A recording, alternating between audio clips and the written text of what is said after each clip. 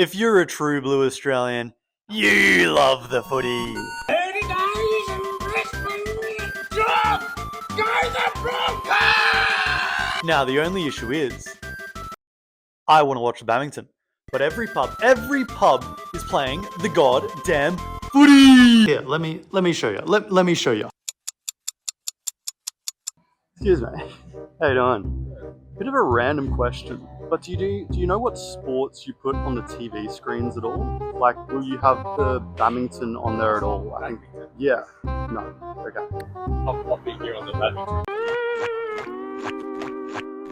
So after that pleasant interaction, I spent the rest of the afternoon trying to figure out how I could get back at these Bamington-hating individuals. So the main issue is I can't watch the Bamington, right? And I don't have access to their TV remote. So what if I were to make my own TV remote and then go there on like the busiest night of their year and then use my TV remote to get in there and start turning off?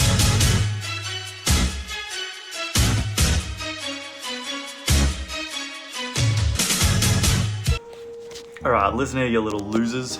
Oh. So like a good little engineer, I've made up some requirements for this remote. Requirement 1 is that I want it to have a long range. Like, I don't want a single rugby fan at the pub to know that it was me that turned off the TV.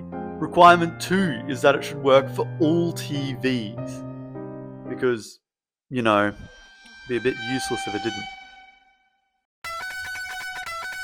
So to get inspiration for this TV remote, I first decided to look at a real remote. These were generally powered by 2 AAA batteries and would use that power to transmit signals through its LED at the front. This works the same as flashing a light, except you are doing it at 38,000 times a second and the light is invisible. What I mean by this is that TVs use infrared light, which is a colour that hasn't actually been invented yet. Fortunately, we can produce some of this light ourselves with this simple circuit. Welcome to my circuit. Ignore the lighting. But in this circuit, we just have a simple resistor to an LED. If you've ever made a circuit in your life, you've seen this before, and it works the same as a normal LED circuit. And for those of us watching with, you know, eyes, you'll notice that this red LED is so much brighter than the infrared one seemed, but cool, don't care. We've now got the infrared light circuit.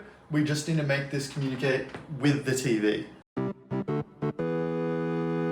Have you ever heard of a flipper zero before? For those who answered yes, well, you're likely a criminal. For everyone else, imagine a Tamagotchi, but instead of playing games, it's out here cloning signals from parking garages to traffic lights and yup, even TV remotes. Okay, so if you haven't caught on yet, all we want to do is combine our little circuit here with flipper zero logic so that we can scan and store all sorts of TV remote signals and release them with the press of a button. Behold, Exhibit A, a TV.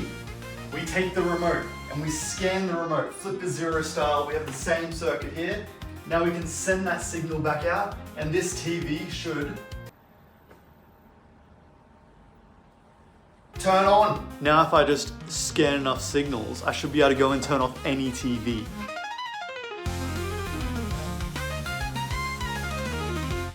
So I ended up scanning about 10 different TV remotes, which may not sound like a lot, but I got some of the big brands like Betinho, so I think we've pretty much covered requirement 2.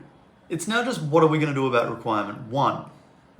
Now for those of us not watching on our second monitor, you may have noticed the range is, well... That's quite big. Yeah. So to make sure I can turn off TVs from a distance, I went ahead and purchased the most powerful LEDs my Chinese provider would send me. And look, you may be asking, is this even legal? Well, I wanted to make sure it had enough range, so I gave it 3 of these LEDs, put in enough power to make it a Class 3B laser, and then soldered it all together. And here is my brand new remote control. Range should no longer be an issue for it. The only problem now is making it look less like a bomb. Right, yeah, I know it looks substantially worse now. I tried. Let's just go turn on some TVs. Alright, so tonight is State of Origin night, and for you freedom people out there, it's basically Australia's version of the Super Bowl. So I thought, what better night to go out and test my little war crime than tonight.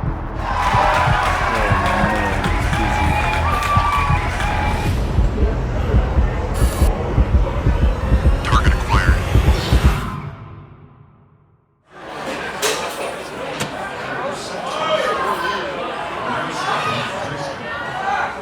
Okay, hold on. Before you start inventing new slurs and leaving them in my comments section, just know I didn't leave these TVs off for long and quickly turned them back on. But that got my revenge for them not putting on the Babington. So if you want to give this your own test, I'll give this out to like the 1,000th subscriber. Otherwise, leave a comment below with what you want me to do next, and I'll get to that in like 6 months.